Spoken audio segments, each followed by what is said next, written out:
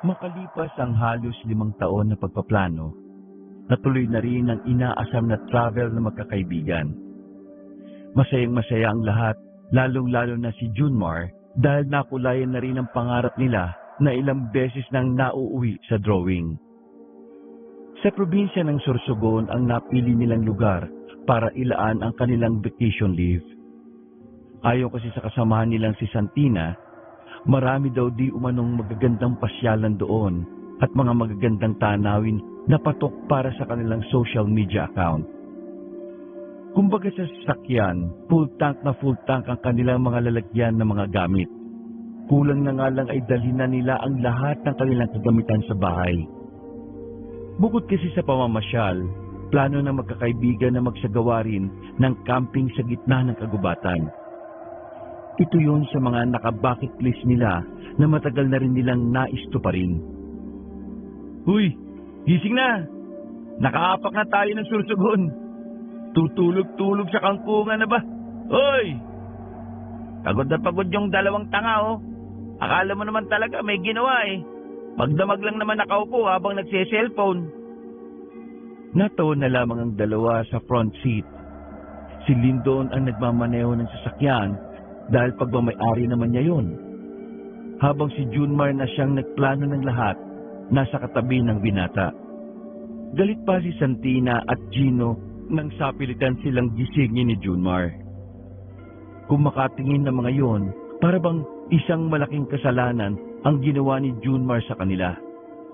Kayo pa nagagalit, ginising na nga kayo. Nandito na tayo sa Sorsogon, no? Nasaan ba tayo? Kasasabi ko nga lang, di ba? Nasa Sorsogon na tayo. Tulog ka pa ba? Malapit na ba tayo sa apartment na titira natin? Malayo pa. Kakapasok pa lang natin eh. Natatay na ako eh. Pwede ba rito? Biglang hininto ni Lindo ng sasakyan sa gilid. Tumakay ka na dyan sa halamanan. Wala namang makakakita sa iyo eh. Gabi pa naman. Takot ka talagang matumihan itong old model na sasakyan mo, no? Anong takot? Mahalaga sa akin ang sasakyan na ito kasi pamana pa to sa akin ng tatay ko. Ayaw ko madungisan ng kababuyan mo. Sige na, bumaba ka na. Baka magkalat ka pa dyan eh. Unin mo na lang dyan yung 1 galon na mineral panghugas mo.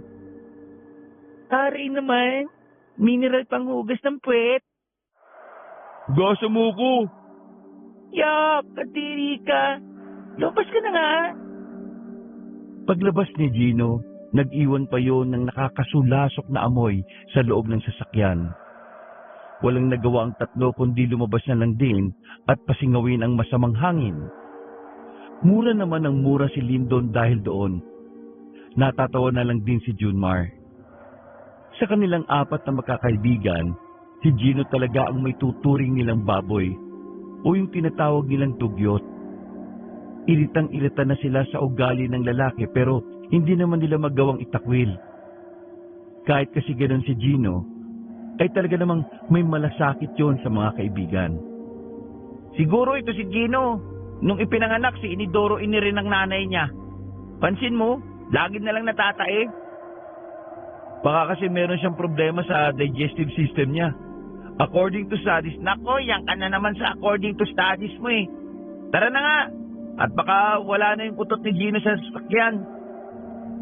Bumalik ang dalawa sa loob ng kotse, habang si Santina naman ay nagpaiwan na muna sa labas. Hindi to naniniwalang ubos na ang utot sa loob. Tumagal na nga ng halos 7 minuto na hindi pa nakakabalik ang binatang si Gino.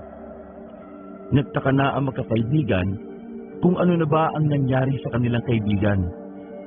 Kaya naman naisipan ni Junmar na puntahan si Gino. Dala ang flashlight, pinuntahan ni Junmar si Gino sa pinusukan nitong halamanan.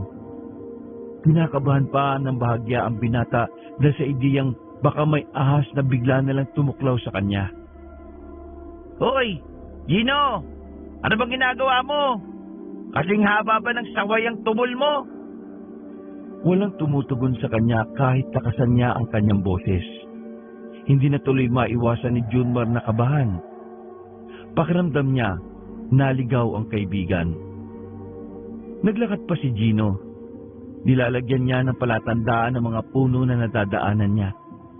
Nang sa ganon, mas madali siyang makabalik.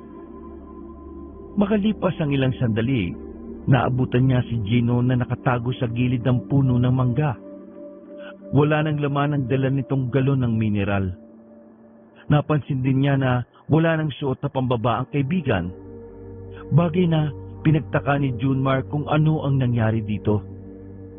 Agad siyang lumapit at malakas na tinapik ang balikat ng kaibigan. Uy! Kanina ka pa namin hinihintay, no? Ano bang nangyari sa'yo? Mag-short ka nga? Yun ang problema ko eh. Kaya di ako makabalik. Bakit? Nasa pa short mo? Diyan. Nilagay ko lang dyan pero nawala eh. Paanong mawawala? Mag-isa ka lang naman dito. Feeling ko may iba akong kasama eh. Kasi naramdaman ko kanina na parang may tumakbo palis. Pagtingin ko, ayun, wala na akong short. Pero ang mahalaga, nakapaghugas naman ako ng puwet. Langya ka. Tara na. Mahaba naman yung damit mo eh. Kumuha ka na lang ng bagong shirt mo tapos magpalit ka na. Pagbalik nila sa sasakyan, ay nagsisigaw si Santina nang malamang walang pang ibaba ang binata. Kaswalan naman na kumilos si Gino para kumuha ng masusuot. Pagkatapos, nagbihis din ito kaagad sa likuran ng sasakyan. Pinaliwanag ni Gino ang totoong nangyari. Pero, kagaya ni Junmar, hindi rin naniwala. Inisip pa nga ng mga yun na baka may bayawak lang na trip umamoy ng babahong brief. Mag-aalas 12 na ng gabi nang marating nila ang apartment. Up and down ang kanilang apartment na nakuha. May 2 kwarto sa itaas. Meron din namang isa sa ibaba. Sakto lang ang lalaki sa sala pero sapat na yon para makatambay sila roon. Meron din kusina na malinis. Talagang sulit na sulit ang nakuha nila para sa halos 1 linggong bakasyon doon. Aba, ayos din itong napili mo, Junmar ah.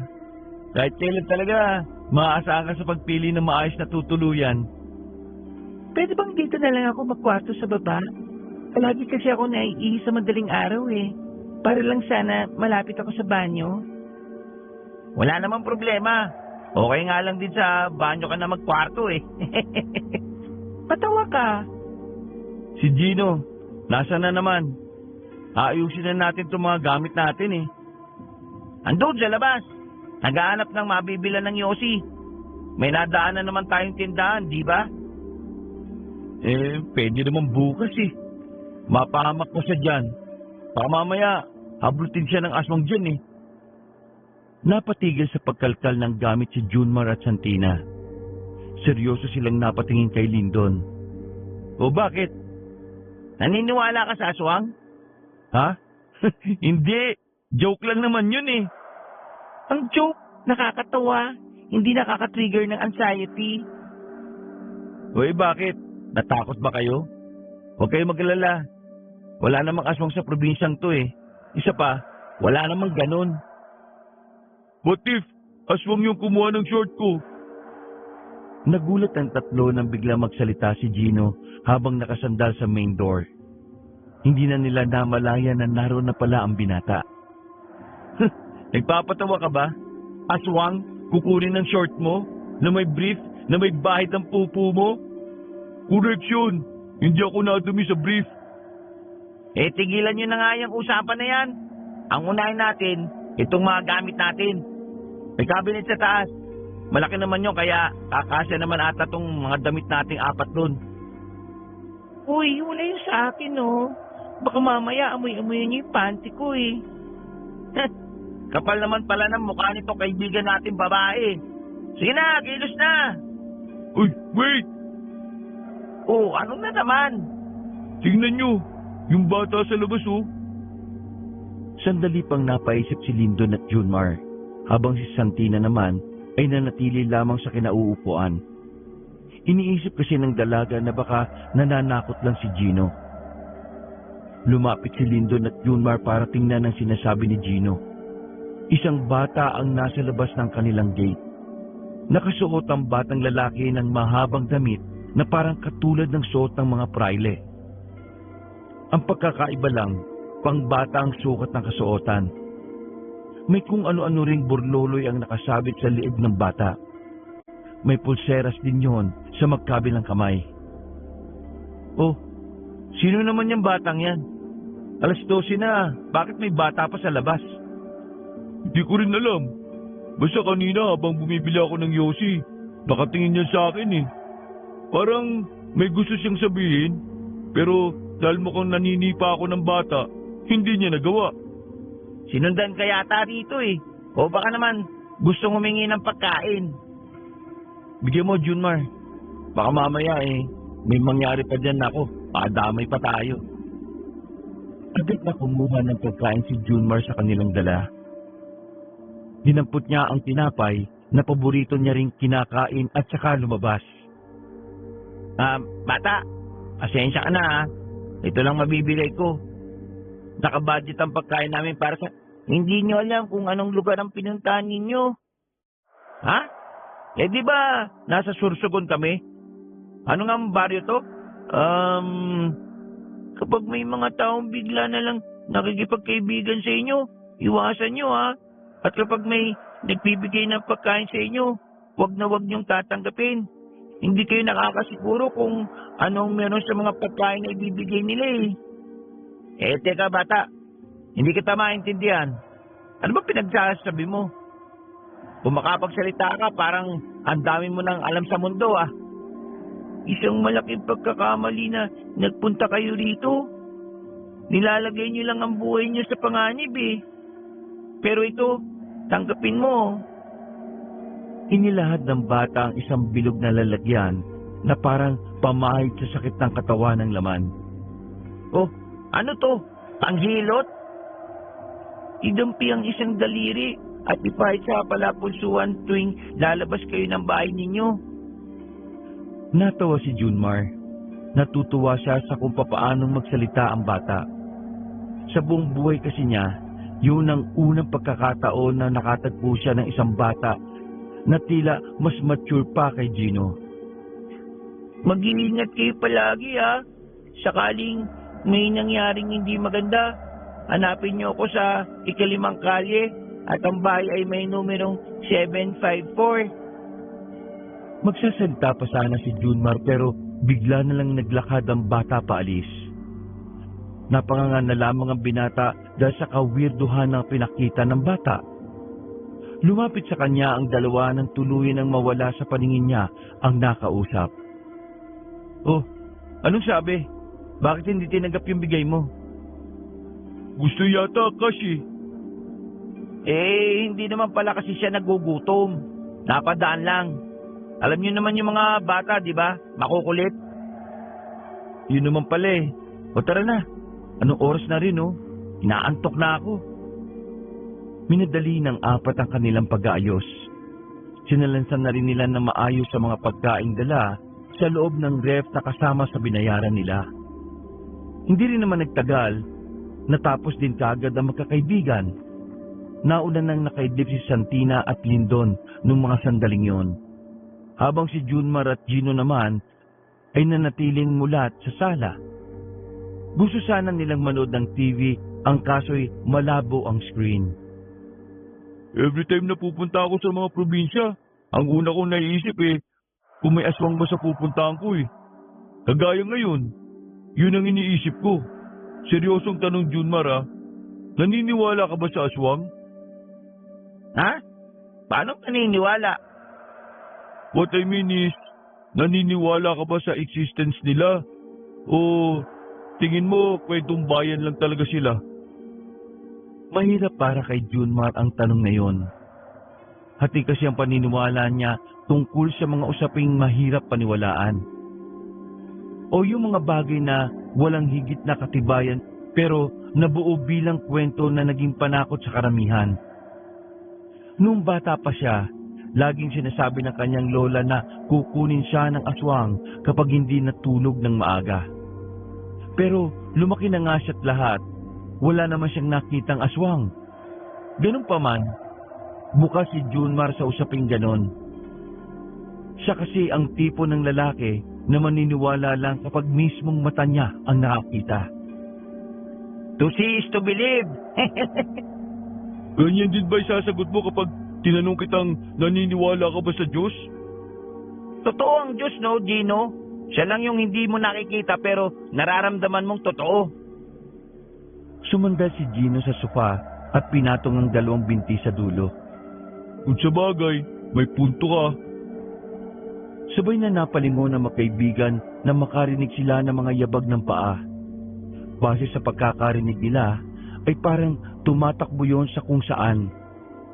Bukas pa ang main door sa mga pagkakataon na yon. Kaya naman tumayo si Gino para silipin sa labas kung meron tao pero wala namang nakita. Baka pusa lang. Oo, marami ako nakitang pusa kanina sa labas eh.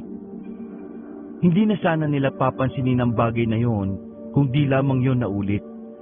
Pero sa pagkakataon na yon, mas matagal na ang tunog ng kanilang narinig.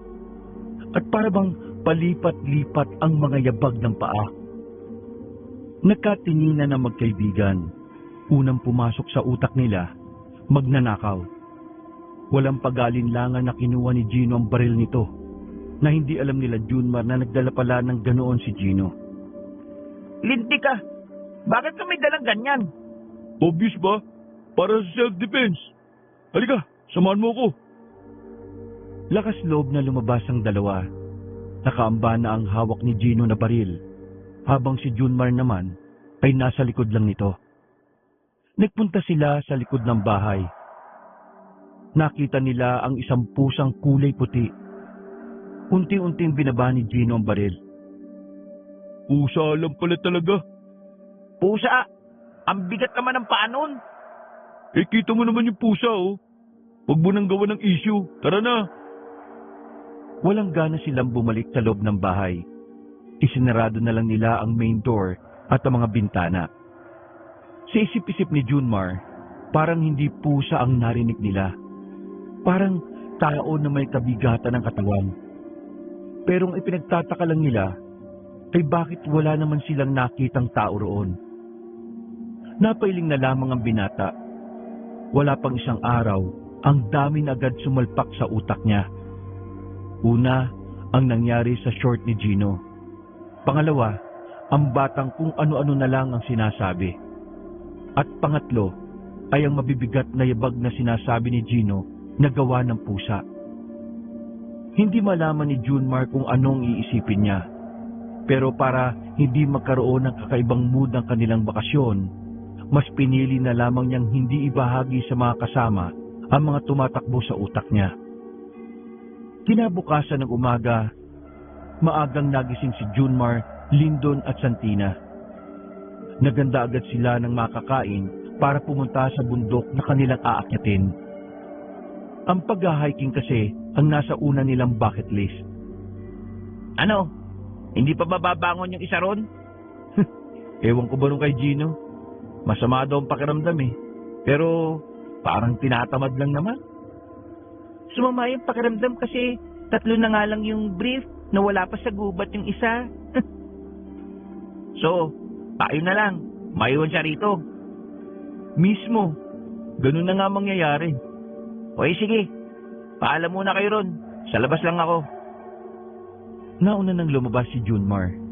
Sa hindi malamang dahilan, nakita na naman niya ang batang misteryoso na nasa tapat ng kanilang tinutuluyan. Dahil maliwanag na, mas nakita ni Junmar ng klaro ang mukha ng bata. May takyutan ng bata pero hindi yun bumabagay sa pagiging seryoso nito. Kung makatingin sa kanya, para bang isa itong matanda na hinuhusgahan siya. Hindi na nakatiis si Junmar. Nilapitan niya ang bata sa kabilang kalsada. Uy, ikaw yung bata kagabi, di ba? Ano bang pangalan mo? Magit ang pangalan ko. Mula sa pangalan ng sinaunang manggagamot sa lugar na ito. Magit. Okay ah. Ganda. Ganda ng name. Saan kayo pupunta? Sama ka? Hindi ako nakikipagbiruan. Ang sungit ng batang to. Sabihin mo nga sa akin, bata ka pa talaga? Mas matanda ka pang mag-isip kaysa kay Gino eh. Sagutin mo ang tanong ko. Eh, paano kung ayaw ko? Eh, di bahala ka. Huwag kang magsisisi kapag may nangyaring masama sa inyo, ha? Huwag ka nga magsalita ng ganyan. O na, sasabihin ko na. Ito naman, iksi ng pasensya. Agad kami ng bundok ngayong araw. Sa Alfonso? Oo. Parang ganyan nga yung pangalan ng bundok. Huwag na kayo tumuloy. Ha? Bakit? Maganda naman ang panahon, ah. Hindi panahon ang magiging problema nyo. Nasa mga nilalang na maaari nyong mapukaw. Ha? Sa likuran ng Alfonso kayo dumaan. Huwag kayong dadaan sa maraming nakatira.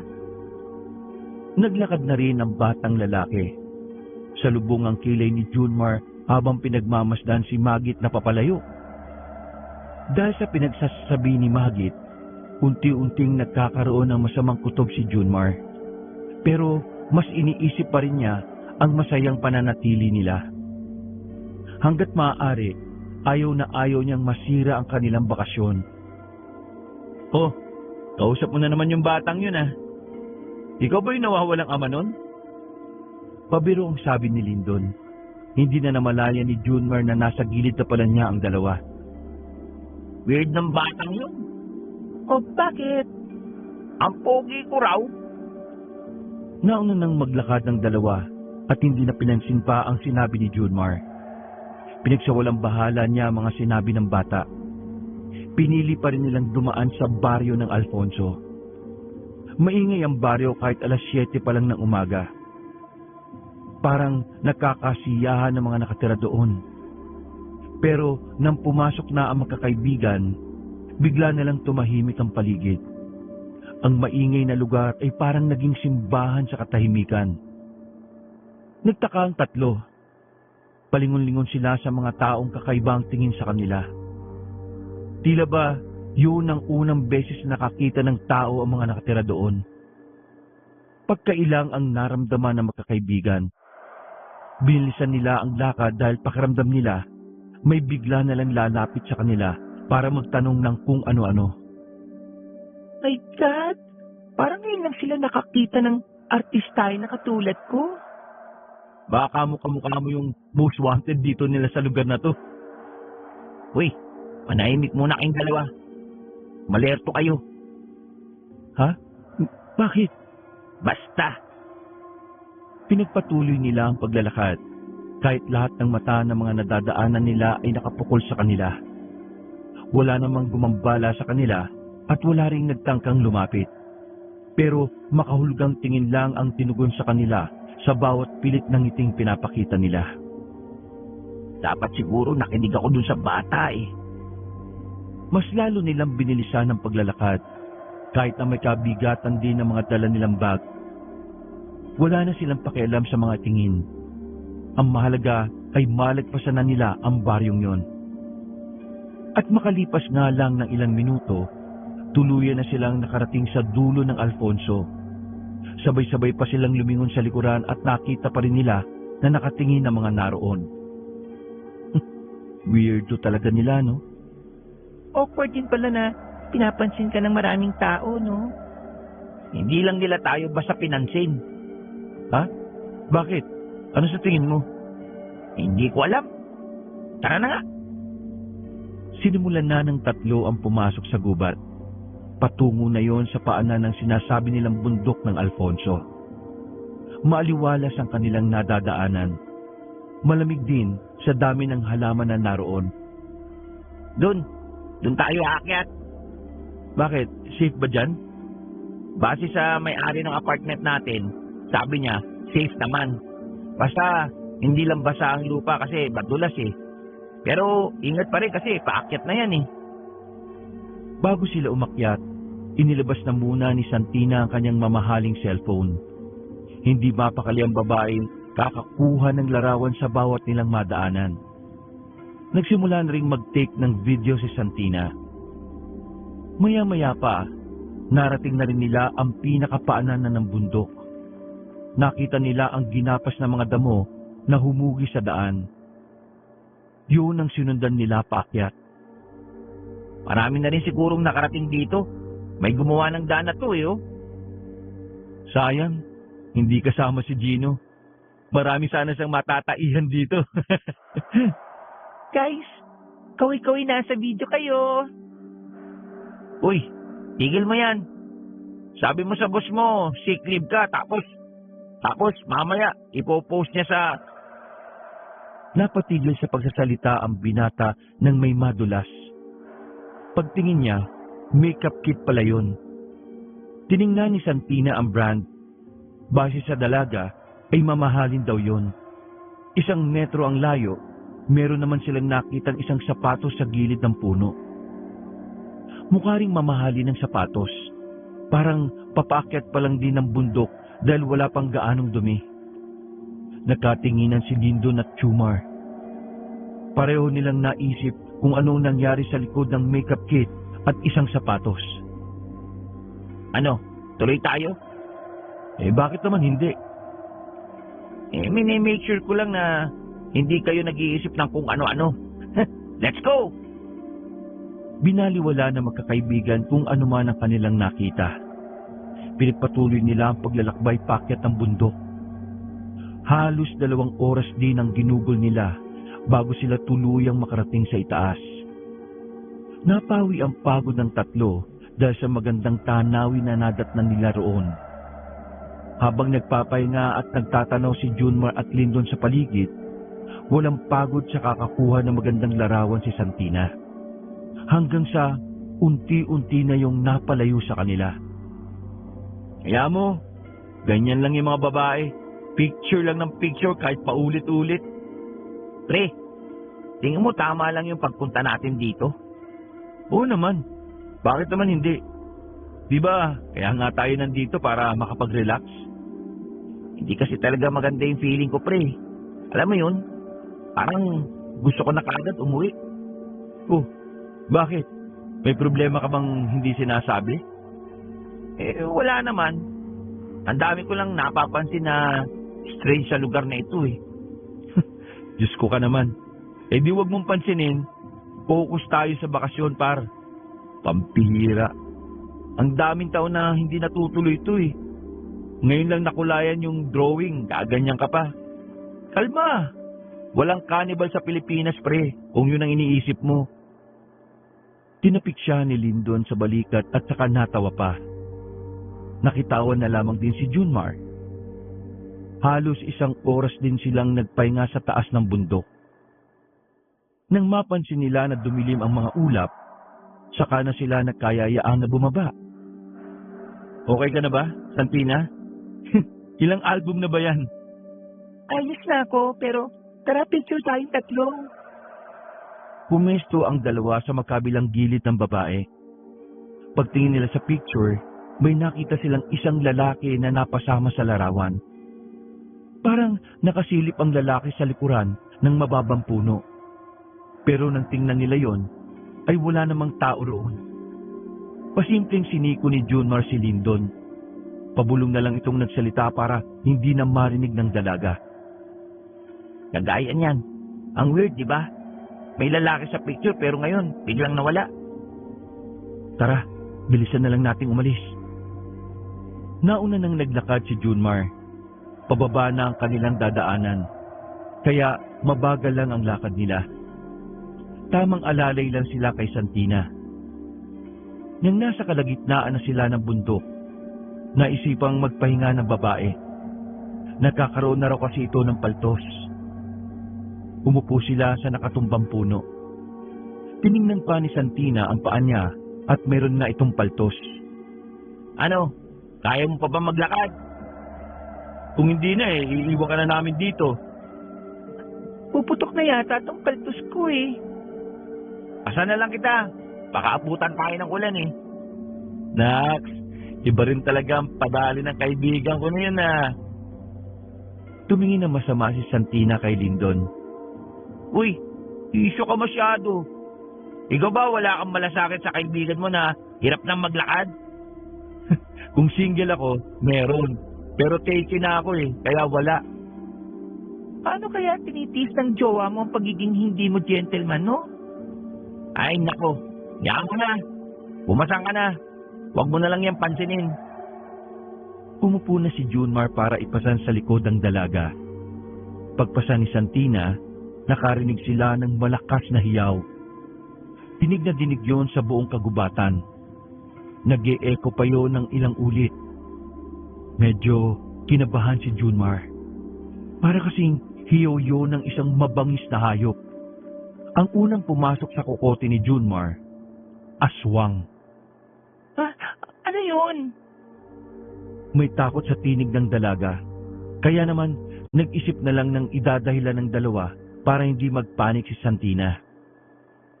Baka unggoy. Tapos kinurot sa singit ng dading unggoy. Kasi makulit. Hindi, agila yun. Ang agila, mabangis din ang tunog kapag napipikon. Nagsasabi nyo, puro kayo kalokohan. Tara na, Junmar. Baka mamaya may kung anong creature dito sa bundok. Ayaw ko pang mamatay, no? Nagmamadaling naglakad ang tatlo.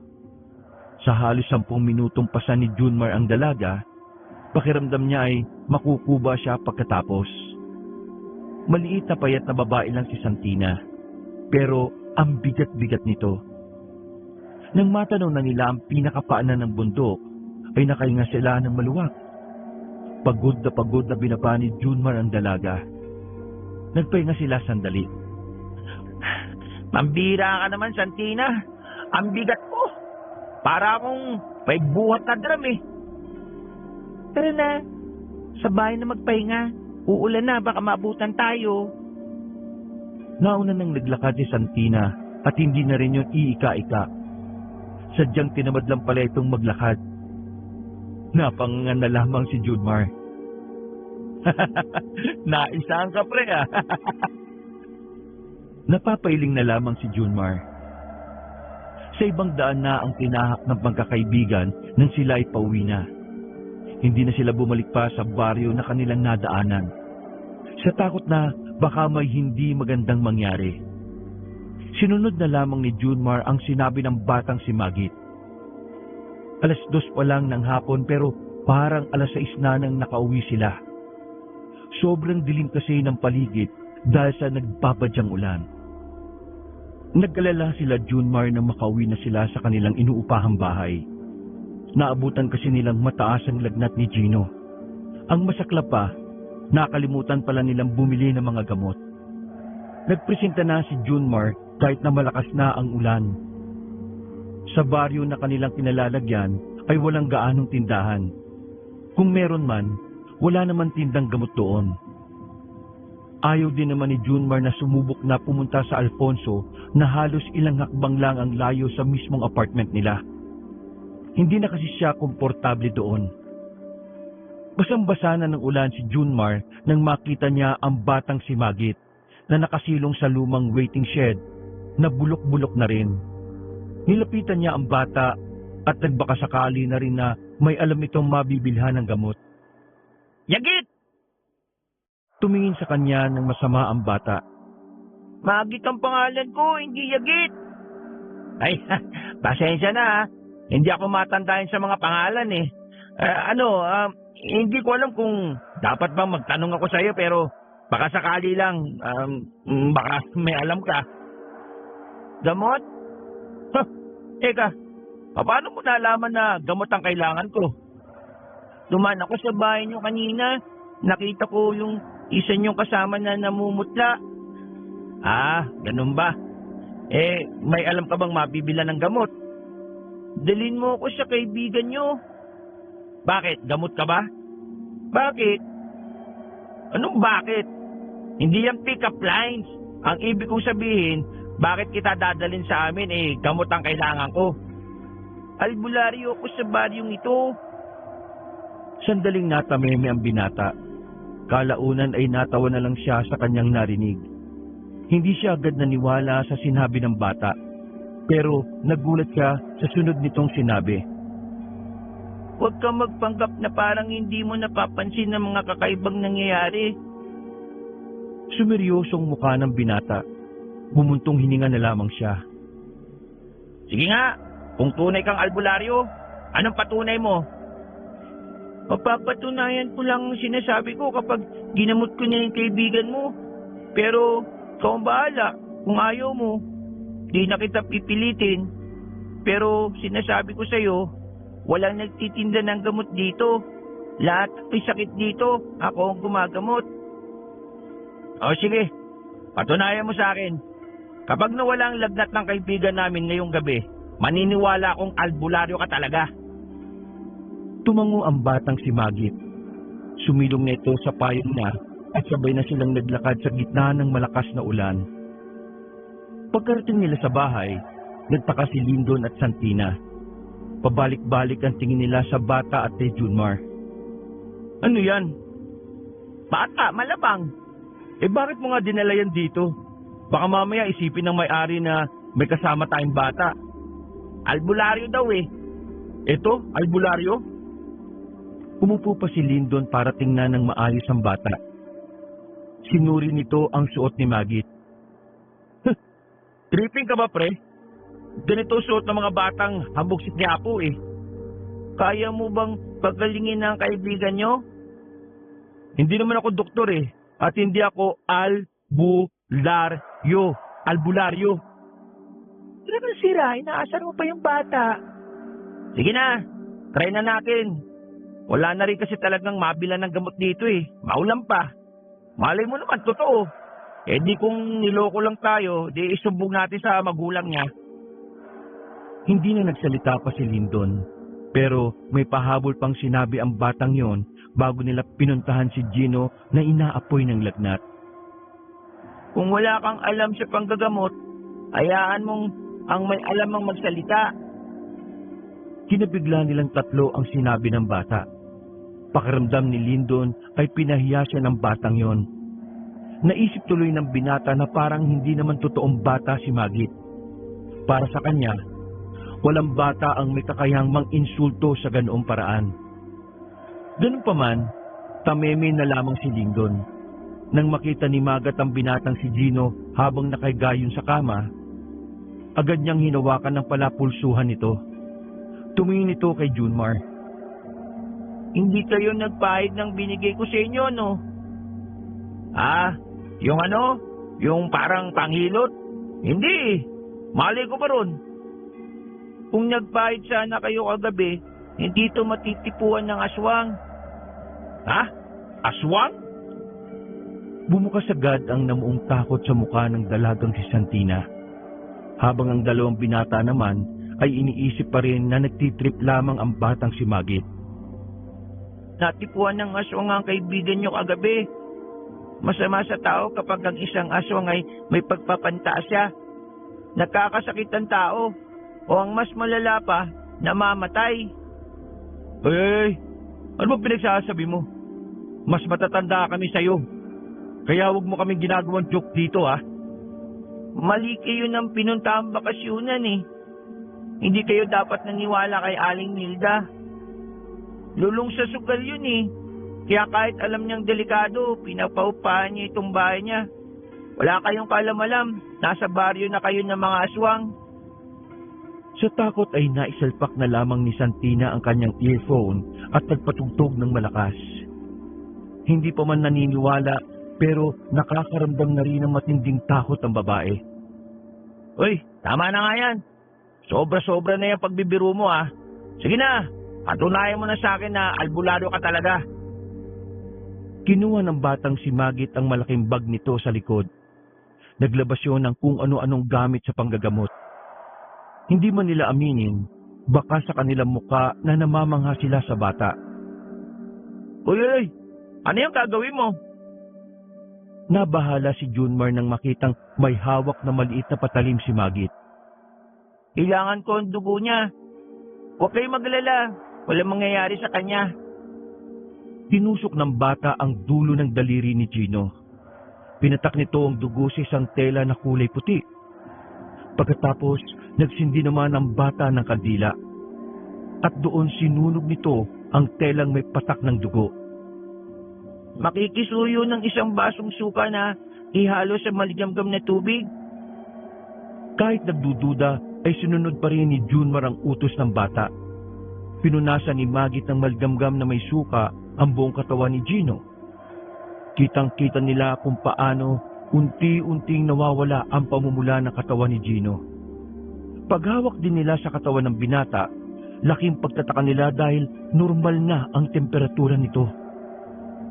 Nagkatinginan si Junmar at Lyndon. Hindi sila makapaniwala. Nagtataka sila kung sino at ano ba talaga ang batang si Magit. Naglabas ng rosaryo ang bata. Mahina itong nagdasal gamit ang pinaghalong Tagalog at Latina salita. Nakaluhod pa ang bata sa gilid ng kama habang paminsan-minsan ay sinusubsob ang mukha sa sahig. Maya-maya lang, pagtapos nitong magdasal, bigla nitong sinampal ng malakas si Gino. Uy! Ano ba yan? Sa ginawang yun ng bata ay nagkaroon na ng malay ang lalaking si Gino. Pawis na pawis ito pero bumalik ang dating sigla. Nagtataka kung sino ang batang nasa gilid. Kaninong anak to? Pre, di ka maniniwala. Yan ang gumamot sa'yo. Tiningnan ng maigi ni Gino ang bata. Ikaw ba yung batang naririnig ko sa panaginip ko? Ako nga, ang pangalan ko ay Magit. Ako ang pinakabatang albularyo sa probinsyang ito. Isa kang albularyo? Ikaw nga yun. Pero ano bang nangyari sa akin? Nung mag-isa akong nilalagnat dito, may naririnig akong boses ng babae. Nakakatakot yung boses. Tapos, noong nanaginip ako, may humahabol sa akin. Aswang daw. Oo, tama, aswang. Buti na lang dumating tong batang to eh. Ang ibig sabihin, totoong lahat ng sinasabi ng batang to? Tumingin sa kanila ng makahulugan ng bata. Habang naglilikpit ito ng gamit, muli itong nagbahagi ng mga dapat nilang malaman.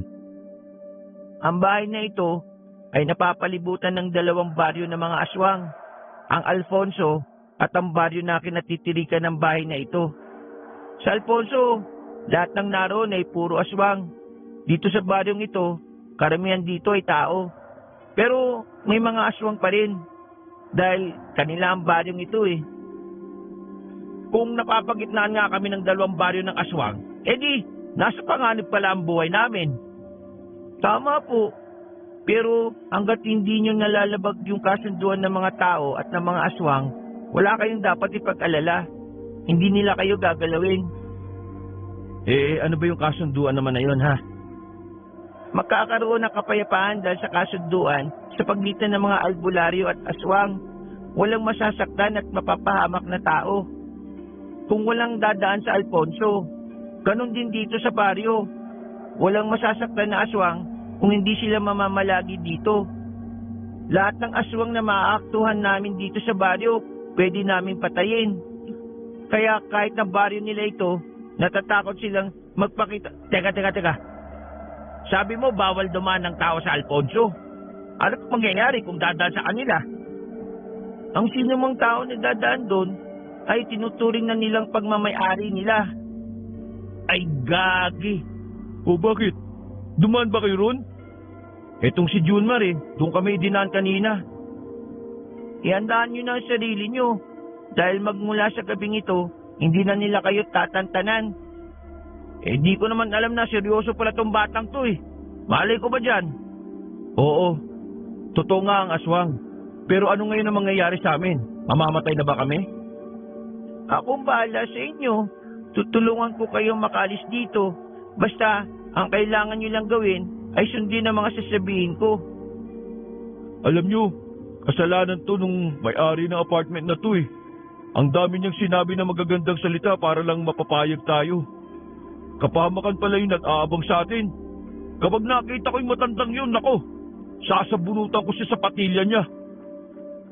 Natigil ang kanilang usapan nang biglang mapansin ni Lyndon na wala na si Santina sa silid na yon. Naalarma silang lahat, lalo na nang marinig nila ang doorbell sa labas. Dinukot naman ng batang si Magit ang isang botelya na may langis. Kita nilang kumukulo yun. Nandito na sila. Ha? Sinong sila? Ang mga aswang. Pampihira naman talaga oh. Sabay-sabay silang bumaba sa sala. Naabutan nila si Santina na nasa gilid ng nakasaradong pinto. Hindi makapagsalita. Sumisenyas lang na merong tao sa labas. Bakas ang takot sa mukha ng babae. Pasimpleng hinila ni Junmar si Santina palapit sa kanila. Habang ang bata namang si Maggie, sinimulan ng kausapin ng mga nasa labas. Anong kailangan nyo? Tadya ka pala sa loob, Magit. Huwag mong sabihin na pinoprotektahan mo ang mga taong yan. Mampin, dayuhan ng mga ito eh. Wala silang alam sa patakaran o anumang napagkasunduan ng mga albularyo at aswang. Kaya hindi nyo sila pwedeng galawin. Bata, hindi mo yata naiintindihan ang sinabi sa kasunduan eh. Ang sabi doon, kung sino mang tao ang mapapadaan sa baryo ng Alfonso, ay pagmamay-ari na namin. Walang sinabi doon na hindi kasali sa kasunduan ng mga dayo. Mampin, wala rin sinabi sa kasunduan na pwede niyong kunin ang mga dayuhan na maliligaw sa baryo ninyo. Huwag mong ipilit ang gusto mo. Sandaling namayan niyang katahimikan. Pero ramdam ng batang si Maggie na nanggagalaiti na sa galit ang lalaki sa labas. Bata ba talaga yan? Bakit ganyan makipag-usap? Parang lolo ko lang eh. Ewan ko ba dyan? Kahit ako, di ako makapaniwala eh. Mga ilang sandali ay muling nagsalita ang lalaking si Pen. Bata, kung gusto mong manatiling buo ang kasunduan, huwag kang makialam dito. Eh kung ipipilit mo ang gusto mo, saka lang mawawasak ang kasunduan. Napatras sila Junmar nang biglang gumalaw ang doorknob. Indikasyon yun na tinatangkang buksan yun ni Pen. Sa oras na mabuksan mo ang pinto, ibig sabihin nun, gusto mo ulit magkaroon ng gulo sa pagitan ng mga aswang at albularyo. Eh, ang tigas ng ulo mong bata ka eh. Hindi ka ba nakakaintindi na dumaan sila sa lugar namin, kaya kami naririto? Umalis ka rito at hayaan mo sila para wala na tayong problema. Dahil kung hindi, mawawalan kami ng pakialam sa kasunduan. Aswang sa tao, tao sa aswang. Dinukot na ng batang albularyo ang kanyang maliit na punyal. Paalon ang disenyo ng punyal, pero sobrang talim. Huwag mo akong mamalitin porque bata lang ako. Nakakalimutan mo na yata na kahit maliit ako, magaling din akong lumaban sa mga aswang. Umangil ng malakas ang lalaki sa labas. Galit na galit ito dahil hindi nito nakuha ang gusto. Sinasagad mo ang pasensya ko, bata. Pero sige, sabi mo ngayon. Pero huwag kang umasa na mananatiling payapa ang dalawang baryo. Pagsisisi ka! Pikon na umalis ang lalaki. Hindi man nakita nila Junmar ang anyo ng mga yon, nagtitindigan pa rin ang kanilang mga balahibo. Pakiramdam ng magkaibigan ng mga pagkakataon na yon, nagsisimula na ang kalbaryo ng kanilang buhay. Hindi ko kayo pwedeng isama sa amin dahil kapag nakita kayo ng iba pang aswang, mas lalong magiging komplikado ang lahat. Dito lang kayo. Babalik ako at kukuha ng mga pangontra. Sa ngayon, ipahid mo ang sinasabi ko sa palapulsuhan. Sabi ng bata kay Junmar. Nagmamadaling umalis ang batang albularyo kahit na malakas pa ang ulan. Hindi mapakali ang apat na magkakaibigan. Isang araw pa lang sila sa bakasyon, pero para silang isang taong kalbaryo na. Kakaiba ang takot na dulot nito sa kanila. Hindi nila maiwasang mag-isip ng kung ano-ano. Nawawala sila sa wisyo. Natataranta dahil anumang oras, pakiramdam nila ay kukunin na sila ng mga aswang. Ano nang gagawin natin ngayon? Ayoko pang ma-dead, ano ba? Kasalanan to ni Junmar eh. Ikaw ang nagkaskaso nito, dapat man lang eh, inalam mo kung anong meron sa lugar na to. Tapos, idinaan mo pa kami sa baryo na yun. Ipapahamak mo talaga kami. Eh ang gusto ko lang naman eh, matuloy yung matagal na plano natin. Yun lang naman ang iniisip ko eh.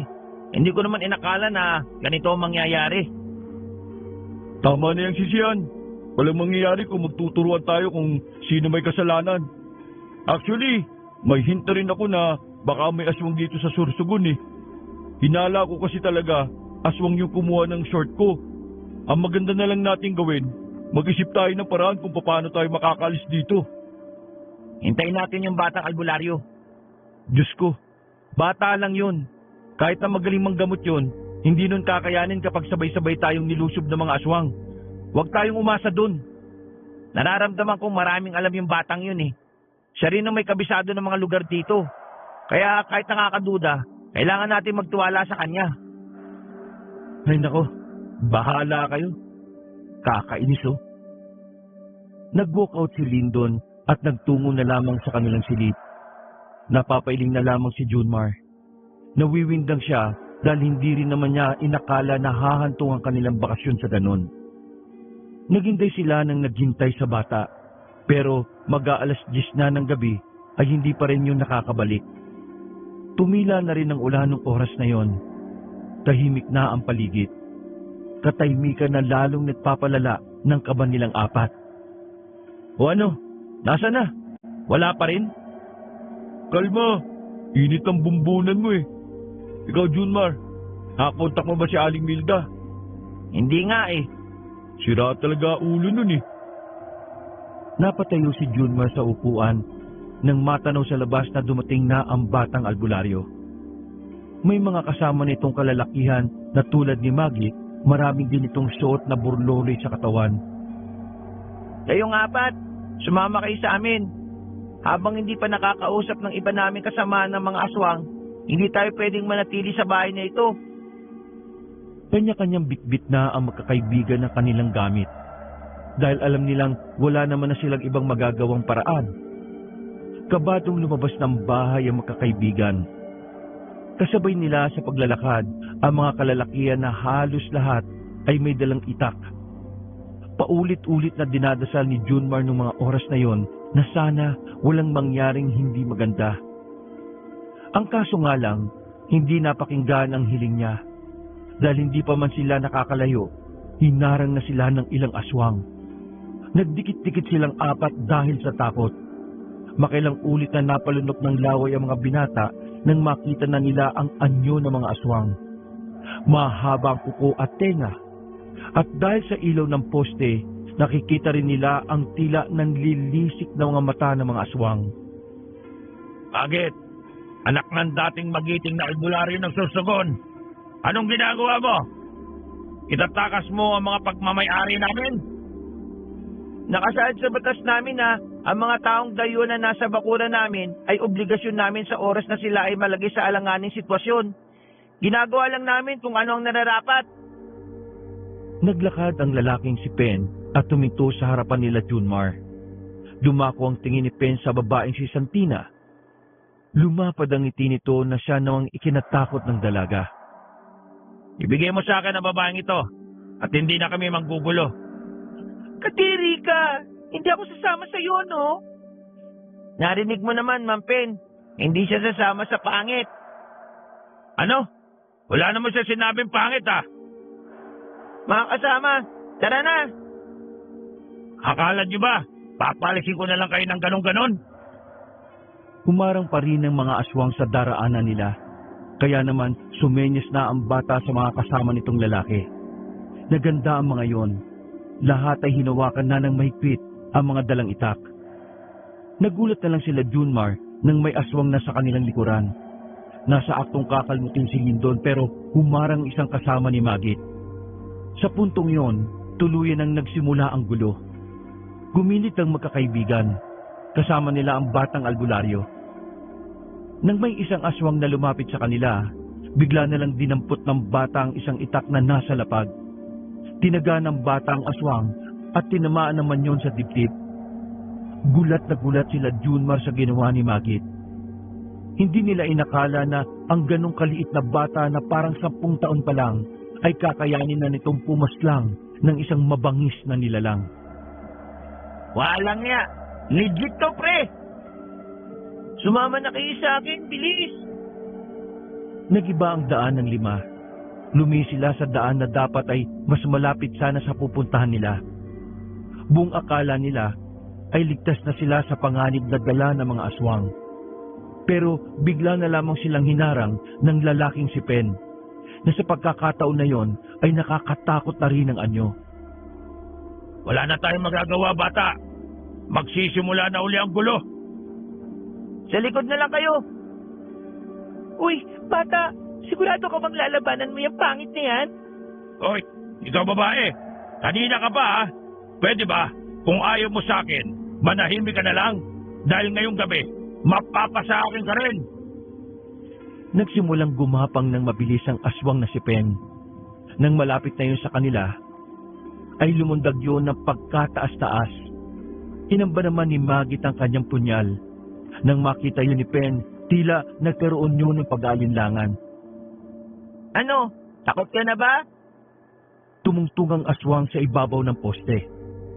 Teka, kung tumulong kaya tayo sa kanya, di ba kayo nahihiya mga pre?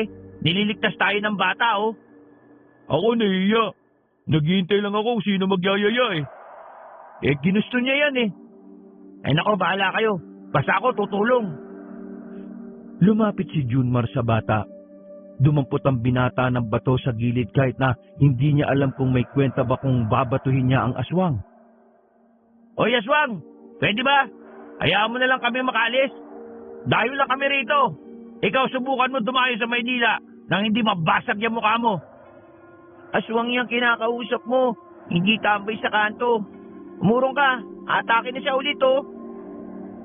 Mabilis na gumapang pababa ng poste ang aswang na si Pen. Sinubukan ni Junmar na batuin ng aswang pero hindi naman tumama.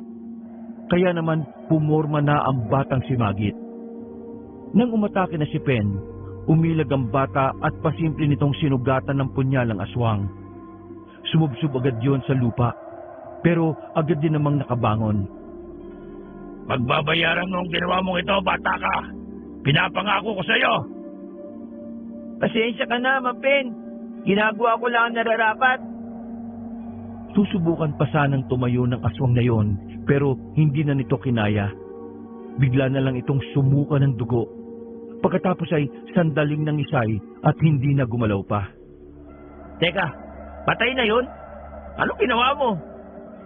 Mapanganib ang punyal na ito para sa mga aswang. Isang sugat, patay agad. Pambihira ka. Pinapabilib mo talaga ako eh. Akala ko nung una batang hamog ka lang eh. Ano pong batang hamog? Wala. Ang malaga, patay na ang aswang. O sige po, sumunod na kayo sa akin. Wala nang sumunod sa kanilang aswang nang mapatay na ni Magit si Pen. Dali-dali silang nagtungo sa lugar ng mga albularyo. Pagkarating nila roon, sinalubong agad sila ng ilang mga albularyo na parang naghihintay din sa kanilang pagdating. Agad silang inasikaso ng mga lalaki. Sa puntong yon, lumuog ang paghinga ng magkakaibigan. Pero hindi nila magawang makampante dahil alam nila na mas lalong magagalit ang mga aswang dahil sa nangyari sa aswang na si Pen. Sa pagkakarinig kasi nila sa usapan ng ilang albularyo, may katungkulan ang aswang na yon. Dinala sila sa isang silid na yari sa semento. Karaniwang silid yun ng mga bisita na pumupunta roon. Hindi kayo aalis hanggat hindi ko sinasabi ha. Ipapahanda ko lang yung bangka na gagamitin niyo sa pag-alis. Teka, paano yung sasakyan ko? Iiwan ko yon? Sarkastiko ang pagkakasabi nito. Mamili ka, yung sasakyan mo o ang buhay ninyong apat. Sino ka ba ritong bata ka? Bakit kung makamando ka sa lahat parang... Ako ang pinuno ng mga albularyo rito. Sa murang edad, kabisado ko na ang lahat ng ginagawa ng dating magiting na albularyo na anak ko din. Sa lugar na ito, desisyon ko ang mahalaga. Kaya kapag sinabi kong mas mahalaga ang buhay ninyo kaysa sa sasakyan mong lumang modelo, wala kang magagawa. Siniko ni Gino ang napipikon ng si Lindon. Aroy! Real talk! Naglakad na paalis ang bata. Naiwang nagmamaktol si Lindon. Hindi nito matanggap na may isang bata na kaya magsalita sa kanya ng ganon. Pre, mayos ka naman oh. Mas mukhang bata ka pa mag-isip kaysa dun sa batang albularyo na yun eh. Lindon, please. Kumalma ka. Gusto pa naming mabuhay, no? Paano nga yung sasakyan ko? Ako nang bala ko mausap kay Magit kapag natapos na ang lahat ng ito. Ang dapat kasi nating isipin ngayon makaalis. Huminga ng malalim si Lyndon. Makilipas ang ilang sandali, naging kalmado na rin ang binata. Kahit na papaano ay naliliwanagan na ito sa mga nangyayari. Halos ilang oras na silang naghihintay, pero hanggang sa mga nakatulog na lamang sina Santina ay hindi pa rin bumabalik ang batang si Magit. Dahil sa inip, naisipan ni Junmar at Gino na lumabas ng silid na yon. Kahit madaling araw na, marami pa ring tao sa labas. Mga albularyo na may kanya-kanyang hawak na itak. Pwede kaya makahiram tayo ng itak? Parang gusto kong itry mang taga ng aswang eh. Ganto. Hoy, magtigil ka. Kaya ka ninanakawan ng short at brief Hindi ka seryoso. Hindi tayo pwedeng magbiro sa ganitong kalagayan natin, no? Nasa iskinitang madilim ang dalawa. Hindi sila maaaring lumabas dahil tsak na pagagalitan sila ng mga albularyo. Pero, tanong ko lang alam mo, sa ating apat, parang ikaw lang yung hindi kinakabahan Anong meron? Hindi ko alam. Wala kasi nang magkalagnat ako. Parang normal na lang sa akin ang aswang eh. Di kaya dahil sa natipuan ka ng aswang? Siguro. Ay, gagi. Si Magit oh. Bilis, bilis! Nagtulakan pa ang dalawa makabalik lamang sa kanilang silid. Para silang mga natatarantang daga. Pagpasok nila ng silid, ilang segundo lang ay pumasok na rin ang bata. Hindi pa tayo makakalis ngayon. Nakatanggap ako ng balita na sa kabilang isla, may mga nag-aabang na ring aswang. Bukas o sa makalawa, pipilitin namin makalis na kayo. Uy, bata, matanong ko lang bakit mo to ginagawa? Kung tutuusin, dahil sa amin kaya nalagay din tayo sa panganib Wala pa kayo, nasa panganib na ang buhay namin. Ang ginagawa namin pagtulong sa inyo ay nakalinya sa sinumpaan naming tungkulin bilang isang albularyo, kaya huwag kayong magtaka. Pero okay ka rin Amazing. Parang hindi ka talaga bata eh. Kahit naman siguro sinong bata, maagang tatanda kung maagang nawalan ng pamilya. Nakita nila ang kaibang lungkot sa mukha ng batang si Magit. Dahil doon, naintindihan ni Junmar kung bakit sa murang edad, marami nang alam ang bata sa buhay at realidad. Bukas ng umaga, susubukan kong makaalis tayo. Mas magandang umalis ng maliwanag. Mahihina ang mga aswang kapag tirik ang araw Sa ngayon, magpahinga na muna kayo. Tumango lang sila Junmar sa bata. Naglatag na lang sila ng banik sa sahig at sinubukang matulog. Pero sandali pa lang na nakakaidlip si Junmar, naramdaman niyang tila bumangon ang kaibigan na si Lyndon. Pagdilat niya, wala na nga ang kaibigan. Nagmamadali si Junmar na sumilip sa pinto. Pagtingin niya, nakita niya si Lyndon na papalayo. Kahit na alam ni Junmar na bawal silang lumabas, hindi siya nagdalawang isip na habulin si Lyndon. Nang maabutan ng kaibigan ay agad niya itong hinila. Pre, ano ka ba? Saan ka pa pupunta? Alam mo namang delikado Kukunin ko yung sasakyan ko at yun ang gagamitin natin. Akala ko ba okay na tayo sa bagay na yan, pre? Papato. Mahalaga sa akin ang sasakyan, pre. Bigay sa akin ni Airpat yun Sana naiintindihan mo ko na may sentimental value sa akin yun.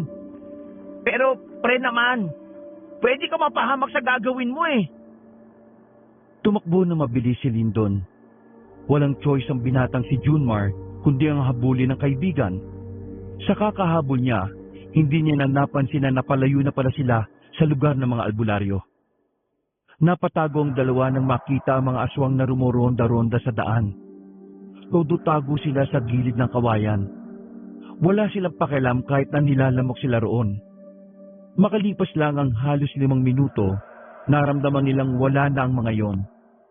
Sinasamantala na ni Junmar ang pagkakataon para hilahin pabalik si Lyndon. Pero masyadong matigas ang ulo ng binata. Hindi to papipigil kahit na ano ang gawin ni Junmar. Bakit bang kulit mo? Bumalik ka na doon. Babalik din ako kapag nakuha ko ni sasakyan. Ay nako, Ang tigas naman ng bungo mo. Sasamaan na lang kita, visit ka. Bibigay ka rin naman pala eh. Tara, bilis! Nagmamadaling naglakad ang dalawa. Pasimple sila sa daan at palingon-lingon pa. Noong mga sandaling yon, wala na silang nakakasalubong sa daan. Pero makailang beses pa nilang naririnig ang malalakas na hiyaw na sa palagay nila ay nagmumula sa katabing baryo na Alfonso. Ganun pa man, hindi nagpasindak ang dalawa sa mga naririnig nila. Buo ang kanilang loob na tinahak ang daan. Nang matanaw na nila ang sasakyan na nakaparada sa tapat ng gate, sinuyod muna nila ng tingin ng paligid. Nang masiguro na nilang wala namang aswang, mabilis nilang nilapitan ang sasakyan. Oh, nasaan ang susi? Kinapaka pa ni Lindon sa bulsa. Pero naalala nitong naiwan pala niya ang susi sa loob ng bahay. Pumasok agad sila sa loob. Pagdating nila sa sala, rinig kagad nila na may tao sa kusina. Dahan-dahan silang naglakad. Kabado ang dalawa dahil ang akala nila aswang ang naroon. Pero ilang sandali lang nakita nila si Aling Milda na nagkakalkal sa loob ng ref. Nilalagay ng ginang ang lahat ng laman ng ref sa malaking plastik. Aling Milda, bakit mo kinukuha yung mga pagkain namin? Nanlaki ang mga mata ni Milda. Hindi to makapaniwala na mahuhuli siya ng mga taong kanyang niloko. Ito eh. Bahay mo nga to at niloko mo ka. Ka, boses mo. Baka malaman ng mga aswang na nandito tayo. Hoy tanda, ibalik mo sa amin ang pera namin. Kung ayaw mong ipakain kita sa mga aswang, ibalik mo! Ha? Anong aswang? Nakadroga ba kayo? Aling Milda, alam na namin ang lahat. Sinabi na sa amin ng batang si Magit. Maraming aswang sa lugar na ito. Kahit mismong ikaw, hindi ka na tumira dito. Niloko mo kami. Ang sabi mo, payapang magbakasyon dito. Pasensya na. May sakit ang anak ko eh. Wala kang anak. Matandang dalaga ka, sabi ni Magit. Sugurul ka kasi kaya kinakaya mong manloko ng tao. Ibalik mo sa amin ang pera. Kasi, kung hindi... Ha? Nagulat ang dalawang binata nang biglang kumuha ng kutsilyo ang ginang at tinutok sa kanila. Sige, kung hindi niyo ako padadaanin, mauuna kayo sa heaven. Napilitang umatras ang dalawa.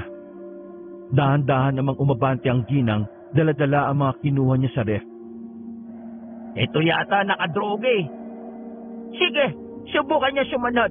Tutusok ko sa inyo to. Nanatiling nakatayo ang dalawa sa sala. Hinayaan na lamang nila na makaalis ang ginang kaysa naman masaktan pa sila nito. Nang papalabas na si Aling Milda, nagulat silang dalawa nang makitang hinablot ng aswang na may pakpak ang ginang. Mabilis na umupo ang dalawa at nagtago sa likuran ng sofa. Sobrang bilis ng tibok ng kanilang puso. Nagtitindigan din ang kanilang mga balahibo. Gagi, pre. Karma yun. Kailangan na natin makuha yung susi sa itaas. Bilisan natin. Mabilis na gumapang ang dalawa patungo sa hagdan. Saka lamang sila nakatayo nang umakyat na sila pataas. Hinanap nila ang susi sa kwarto. Sa pagkakaalala si ni Lindon ay ipinatong niya lang yon sa ibabaw ng lamesa na nasa gilid ng kama. Pero wala na roon ng susi. Halos mabuang-buang na silang dalawa sa pag-iisip kung nasaan napunta ang susi na yon. Sigurado ka ba na dito mo nailagay? Oo, dito lang. Diyan ko lang nilalapag yun kapag bago ako matulog. Pero bakit wala dito? Isipin mong mabuti. Baka naman nailagay mo sa iba.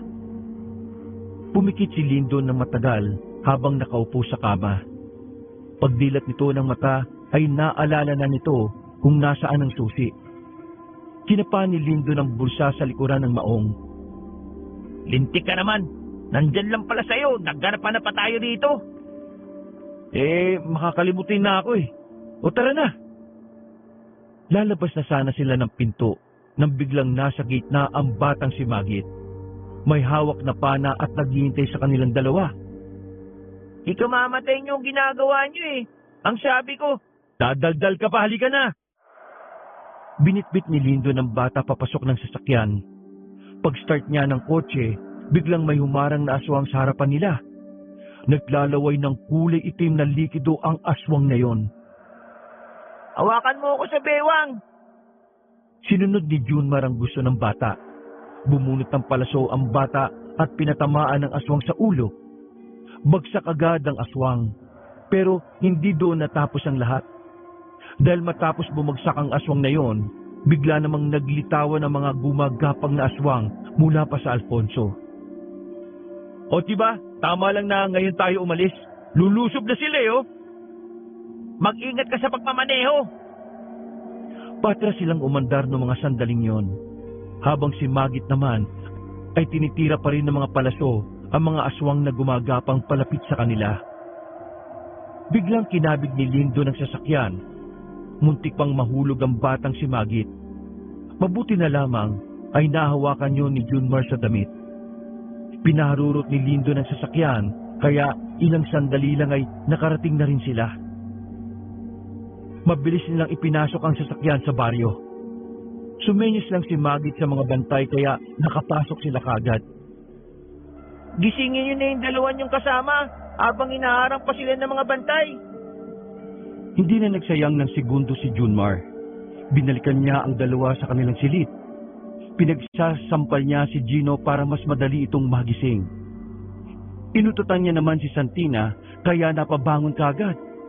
Parehong tulog mantika kasi ang dalawang yon. Alis na tayo ngayon! Ha? Akala ko ba mamayang umaga pa? Bilis na, nasa labas na ang sasakyan! Ang mga gamit, kunin nyo! Kahit inaantok pa, ay pwersahang pinatayo ni Junmar ang dalawa. Hindi nagtagal, nakasakay na rin sila sa sasakyan. Sasama ko sa inyo hanggang sa makalayo kayo. Kayo ang susundan nila at hindi sila mananatili rito sa lugar namin eh. Kayo ang punteriya nila. Sige na, kumapit kayo ah. Biyahing lang ito. Tinodo ni Lindo ng bilis ng kanyang sasakyan, pero wala namang pinagbago ang bilis nito. Nang makalabas na sila sa lugar ng mga albularyo, humabol agad ang maraming aswang. Pinagtitira ulit ni Magit ng palaso ang mga aswang. Marami itong natatamaan dahil may kahusayan din yon sa pag-asinta. Bata, sasabayan kita, pero mas maganda ang sa akin. Nilabas ni Gino ang baril na nasa bag niya. Binuksan niya ang salamin at saka pinagbababaril ang mga humahabol sa kanila. Langya, bakit may baril yung mokong na yan? Ewan ko, tatay niya yata si Cardo eh. Linton, tumingin ka nga sa pinamaneho mo. Enjoy na enjoy si Gino sa kakabaril. Nagulat pa nga lalo si Lindon nang masilip na nagpalit na ng magasin si Gino. Habang si Junmar naman, ngalay na sa pag-aalalay sa batang si Magit. Saka lang ito nakapagpahinga nang maubos na ang dala nitong palaso. Walang ya, parang hindi naman sila nauubos eh. Sabihin mo nga sa akin, Magit, dumadami ba sila kapag namamatay? Paano mauubos? Hindi naman nakakatama yung kaibigan nyo. Napailing na lang si Junmar. Kinakabahan na talaga siya ng sobra. Wala nang palaso si Magit. Hindi rin makatakbo ng sobrang bilis ng sasakyan dahil bukod sa malubak, wala na talagang ibibilis yun. Dito na ba tayong mamamatay, guys? Kasi kung oo, ibablog ko na ito. Napatili si Santina nang may aswang na lumundag malapit sa salamin niya. Pero agad yung binaril ni Gino. At sa unang pagkakataon, nakatama rin ang binata. Bullseye! Pulsay ka pa dyan eh, parang nadaplisan mo lang. Iniliko ni Lindo ng sasakyan sa kaliwang kanto. Sa pagkakataon na yon, mas lumapit na sa kanila ang mga aswang na yon. Sa kamalas-malasan pa, naubusan na rin ng bala si Gino. 2 magasin ng balang inubos mo, isa lang ang tinamaan mo? Grabe, nagsayang ka lang ng bala eh. Eh kesa naman sa'yo ko patamain, di ba? Iliko mo sa kaliwa. Huwag mo ko utusan. Pre, sumunod ka na lang. Kabisado ni Magit ang pasikot-sikot dito. Niliko nga ni Lindon ang sasakyan. Pero nawalan sila ng pag-asa nang makitang may mga aswang na ring naghihintay sa daan na iyon. Banggain mo na lang. Hinarurot ni Lindo ng sasakyan. Binundol niya ang mga aswang na nagtatangkang harangin sila. Dahil sa ginawa ni Lindon, nawalan siya ng kontrol sa manibela. Gumewang-gewang sila hanggang sa sumadsad na nga sila sa gilid at kalaunan ay kusang tumigil. Ayaw nang umandar ng sasakyan kahit na anong gawing pag-start ni Lindon. Ay, malas naman talaga oh. Sabi mo kasi banggain ko eh. Bumaba si Magit ng sasakyan at dinukot na nito ang punyal. Cute ng punyal mo. Aabot mo sa bituka yan. Hindi yung pinansin ni Magit. Nakatuon lang ang bata sa mga aswang na paparating. Bumaba dito ang gusto kong samahan sa laban. Kung ayaw nyo, wala akong magagawa. Nagsibabaan ng tatlong lalaki. May mga kinuwang tubo yun sa likuran ng sasakyan. Tutulungan ka namin. Tingin mo sa amin, mahina? Nagyabang pa si Lindon pero ito naman ang unang nanghina ang tuhod nang dumating na ang mga aswang. Handa! Laban! Sumugod ang mga aswang sa kanilang apat. Si Magit lang talaga ang may kwenta sa pakikipaglaban. Bawat matamaan ni Magit ng punyal ay agad na bumabagsak. Dahil din sa maliit itong bata, di hamak na maliksi ang galawan niya. Kaya naman nakatulong yun para madaling makailag at para mas madaling makaatake. Hilo-hilo kang tukmul ka! Pinagpapapalo ni Gino ang isang aswang sa ulo. Habang si Lindon naman ay puro lang amba. Si Junmar naman ay nagtamo na ng sugat ng makalmot ng isang aswang. Nang makita nila si Magit na lumalaban sa mga aswang sa murang edad, nakaramdam sila ng insulto sa pagkatao nila. Hindi nila matanggap na isang bata ang nagliligtas sa kanila. Kaya naman lumakas ang loob ng tatlo. Sinabayan nila si Magit hanggang sa unti-unting dumistansya ang mga aswang. Akala nila ay aatras na ang mga aswang. Magiging kampante na sana sila. Pero may mga dumating pang ibang aswang. Ang iba pa nga sa mga yon ay may dalang tricycle. Pero ang iba naman ay gumagapang na parang gagamba. Game over na to, pre. Wala na! Hinila ni Junmar ang batang si Magit nang makitang sugatan na yon. Lupaypay na ang bata. Nawalan na rin yun ng malay dahil sa dami ng sugat na tinamo. Susuko na sana sila sa mga aswang nang biglang inatake ng mga bagong dating na aswang ang mga aswang na kinakalaban nila. Nagtataka sila habang nasa gilid. Uy, kamukha mo yung babaeng aswang na nasa panaginip ko ah. Ikaw ba yung natipon ako kaya ako nilagnat? Tanong ni Gino sa isang babaeng aswang na tumulong sa kanila. Ngumiti lang ang babae sa kanya at kinalaban na rin ang mga naroon. Pinagamit sa kanila ng mga mabubuting aswang ang tricycle. Nagkasya silang 5 roon. Pinaharurot ni Lindo ng tricycle. Nadaanan natin yung ospital nung bago tayo mapunta dito, di ba? Dali natin doon si Magit, bilis! Kulang na lang ay lumipad na sila. Wala pang 5 minuto ay nakarating na rin sila sa ospital. Inasikaso sila agad ng mga nurse. Pinasok sa emergency room ang bata. Kahit na hindi naman nila kaano-ano yon, ay labis pa rin ang kanilang pag-aalala. Dahil sa kabila ng lahat, ang batang yon ang nagtanggol sa kanila hanggang sa pinakaalanganing kalagayan.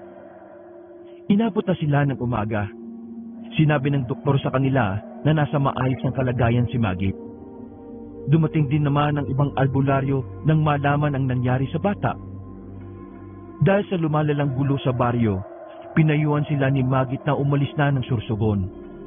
Dahil hindi sila titigilan ng mga aswang hanggat hindi sila nakukuha. Laking pasasalamat din nila sa mga mabubuting aswang na tumulong sa kanila. Kundi dahil sa mga yon, baka nagkalat na sa kalsada ang mga laman loob nila. Hindi na muna sila umuwi ng Maynila dahil sa pag-aalala kay Magit.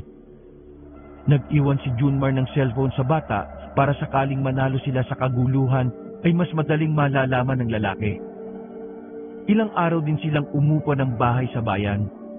Sa kanilang paghihintay, nagpadala ng mensahe ang batang si Magit. Isang mabuting balita ang kanilang natanggap dahil ang mga aswang sa Alfonso'y tuluyan ng natalo. Nakahinga ng maluwag ang magkakaibigan. Sakalang sila nagkaroon ng lakas ng loob para makabalik doon. Nang sa ganun ay makapagpasalamat ng personal sa batang albularyo. Agit, maraming salamat sa inyo lalo na sa'yo. Napakahusay mo Utang namin ang buhay namin sa'yo.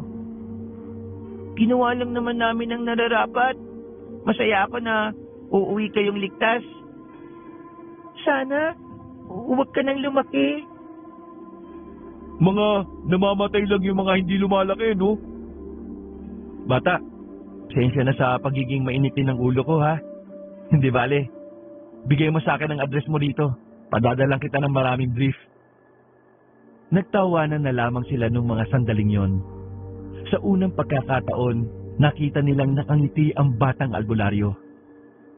Sa mga nangyari, hindi inakala na magkakaibigan na magiging parte ng kanilang buhay ang batang si Magit. Dahil kada taon na sumasapit ang kaarawan ng bata, palagi silang dumadalo roon. Maraming natutunan na magkakaibigan sa kanilang karanasan. Mga karanasan na habang buhay na nilang dadalhin.